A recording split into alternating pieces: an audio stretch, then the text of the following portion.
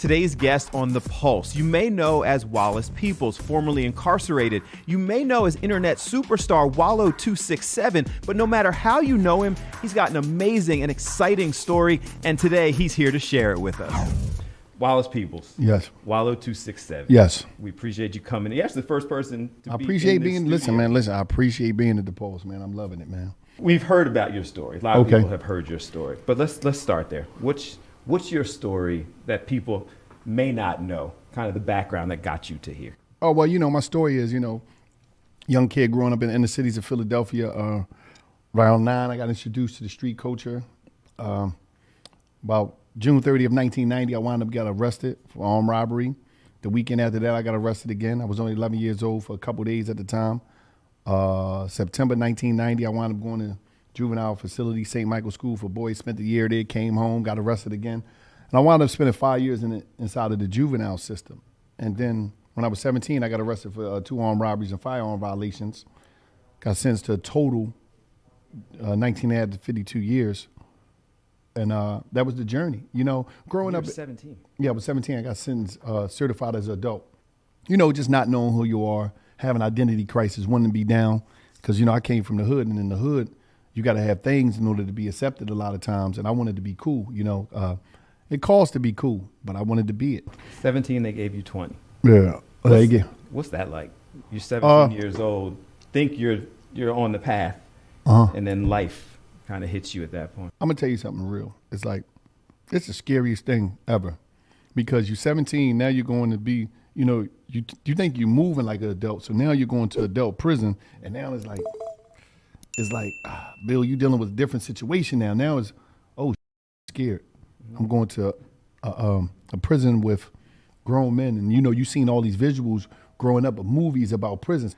I don't know what's going to happen. You just don't know. So it's all this stuff running through your mind. And I'm 17, and I'm talking about, when I'm talking about scared is an understatement. It's interesting. That's a scary story. Man, it's scary. And it's a story. I'm not, knock on wood, I have not been in jail, so I don't know. But that's what I would imagine it would be. But most people aren't comfortable to share. Man, that. listen. Most people don't want to admit they were scared. Listen, man. One of the part of me sharing my story, I try to, share my story so these young kids in the inner cities of America could learn from my story and don't live my story. So that's important. Is why I share it. And I think transparency is everything, because if, you can save somebody's life and you can help them, and it's like, what do I got reason to lie, man? I was scared. I'm a 17-year-old kid. I ain't no man. I'm thinking I'm big guys in there, you're just thinking all types of stuff, Is that what changed you? You got in there. Was that the realization? I'm a 17-year-old kid. You kind of got in there and realized where you were. Did that change the mindset, or was that No, it took time, because when you get in there, you see your friends. It wasn't like I thought it was, and I thought it would be. But when you get there and people mind their business and all that. But I'm telling you about my fear and how I was. You'll see people go through different phases, man. Some people go in there keep going to the hole, keep fighting, whatever. Sometimes jail is like the streets. So the choice is yours, whether you want to grow, or you want to stay the same. And sometimes we choose to stay the same. And for a while, I was just in there, just doing time. And then as I start to read more, elevate my mind more, and I realized, I woke up one day and realized, yo, man, I'm in jail for being somebody that I'm not. And when I say being somebody that I'm not, I'm just a young kid that wanted to be down. Right. You weren't a, in quotes, hardened criminal. It wasn't like I was killing nobody, and I wasn't that tough. You know what I mean? And I ain't saying, I just was out there committing crimes to try to get things in order for people to like me. Tell me about the Book of Life, because that was part of that. Oh man, the Book of Life that you had. The Book of Life is like, it was just a composition book that I bought off Commissary, and I started writing it. And I would write everything down. Like if I seen something, I would write it down. If somebody told me something about the free world, I would write it down, because all these things I wanted to experience when I get out and know about. Like I used to watch Anthony Bourdain all the time. That was like my guy, Parts Unknown, No Reservation, The Layover. That was like my favorite person in the world. Okay. Rest in peace to him. And he educated me, because what he did when I sat in the cell, I was able to travel the world.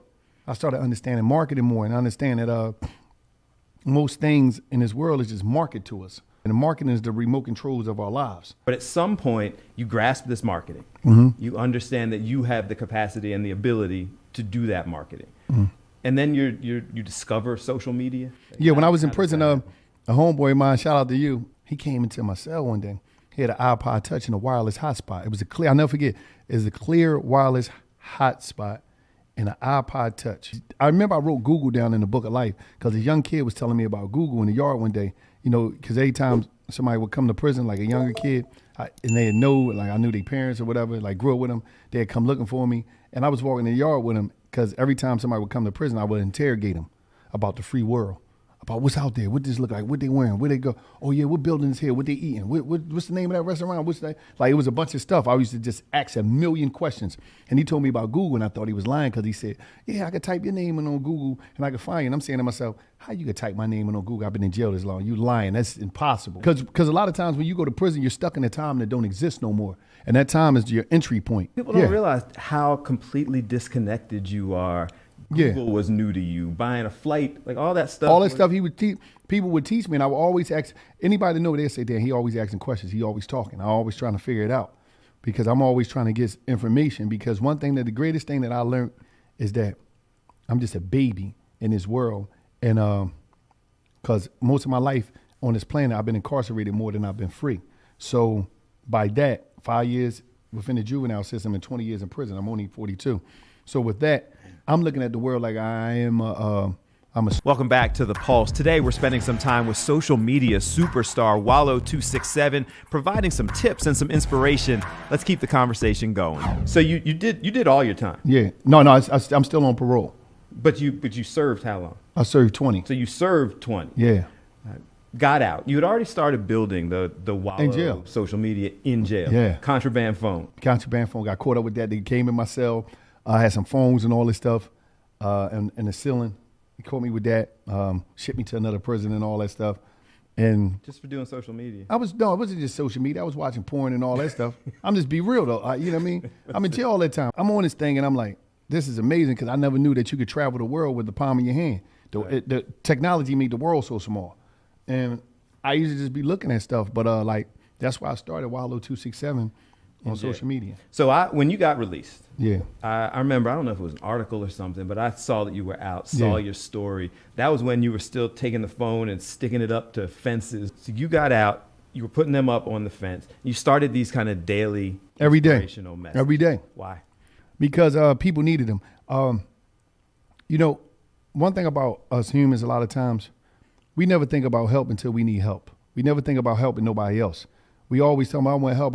So I said, you know what? I knew that it was like, I knew it was people going through it every day because when I first got home from Philly, I used to walk the streets of Philadelphia every day. And you know what's crazy? I used to listen to, as an artist, I used to listen to named Sampa. I used to listen to his whole album and I used to listen to Bruce Springsteen, Streets of Philadelphia. You know what I mean? That song from the Philadelphia movie soundtrack. And I walked the whole streets and I used to just see people, man, the trash man, the bus driver scepter, the mail lady. And I used to see hardworking people. And sometimes it looked like they needed a push. People started noticing me. And they were like, hey, man, I like that in the morning, man. Why? Why do you think? Because you were, you know, as you said, most of your life had been spent in jail, especially at that point, and doing things that were questionable for the neighborhood. You get out, you start giving motivational messages, slowly but surely jump from about 30,000 to now you're up 1.5 million followers. Why do you think people cared? Why are they listening to you? It's hard not to listen to a person that's willing to even point out their own faults. I was just being transparent and I was being real. And it was like, I had to get back to what I taken from. And I know even when I was in jail, they used to call me the information king. I used to always give people information, read this book, do this and that. So it was the same thing I was doing in prison. Like, you know what I mean? But I just didn't have that. So like, I would always encourage people no matter what was going on. So it was like, for me, I'll never forget, my brother called me one time. He said, don't stop. My brother Troy, he was like, man, what you doing, man? People be needing that stuff, bro. Even me. What are some of the, I've seen them, obviously, and I think a lot of people watching, listening, probably have seen them. Your messages were about be better. Your messages were about how you treat your spouse or whomever. Yeah, whatever. Yeah, it was about you bigger than what you're going through. Rather you're going through drugs. You in the rehab. You're in a halfway house. Come home from prison. It was that. Or I was giving messages to returning sentences like, listen, just stick in there. I know things might be rough. It come from a place of just understanding life and understanding a piece of life and having friends and people from all walks of life. You're comfortable having those friends in all different places. Yeah, because you don't seem like you've shied away from anybody. Because what is a friend? A friend is not based off of finance. A friend is not based off of where they at mentally at the moment. A friend is not based off of race, gender. It ain't based off of none of that. A friend is a friend. It's called friend. Mm-hmm. So I think a lot of times we try to classify, oh, I'm only going to deal with these people as my friends. I only want these people as my friends. No, I'm not going to say that, oh, because, you get success. The people that's not successful, they can't be your friends because their alarm clock ain't come on to get out of the darkness that you was in. Mm-hmm. Them having a contact with you and understanding that, oh, Wow made it. You know what I mean? You don't know. It might be that next talk. It may be that next moment before that arrest or before somebody do something to them that could change their life because they was able to call you. So that's necessary. You share your background. You talk about all the challenges that you face. But it seems like, and I don't get the impression that anything with you isn't real.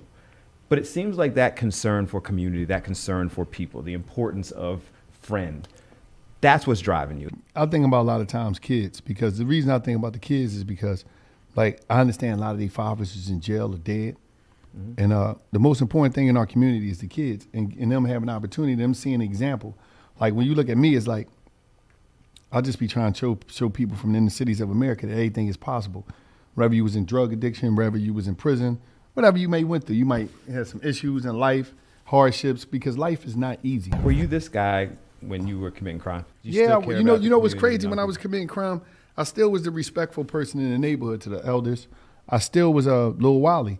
I was just always funny. Everybody know I was funny, crazy. Yeah. I was always energetic, and just got caught up. When I was a kid, and I used to sit on the step or sit on the curve, and I used to see the successful criminal pull up in his Benz with his jewelry on, and he had the most beautifulest girl in the neighborhood. I wasn't just watching him. I was watching how the people in the community watched him with awe and respect. And I said, oh, I got to be that. You get out, you start building. You're 1.5 million. You got your brand that you're wearing. It seems like you know how to make money. At some point, I read this article about your podcast, mm-hmm. And they put your business in the street. Yeah. They talk about you signed a multi-million-dollar deal for this podcast. What was interesting to me in seeing that, and the money, obviously, everybody mm-hmm. reads the money. But in the fine print was you only sold 50% of it. I never sold nothing. We ain't sell none of it. So the articles indicated you gave up half of it. No, we never gave up nothing. Then that makes my question even deeper. Yeah. You could have gotten a stack of cash, walked away, but you would have lost control of what you were building. Mm-hmm. Why not take the money and people saying, where's Wallo? After everything you had been through, you could now chill, moving forward. But you didn't do that. You stayed connected. The thing is this. I don't never think of stopping, And when you make deals out here, or partnerships, brand deal, whatever, mm-hmm. that's the beginning. That's only the beginning.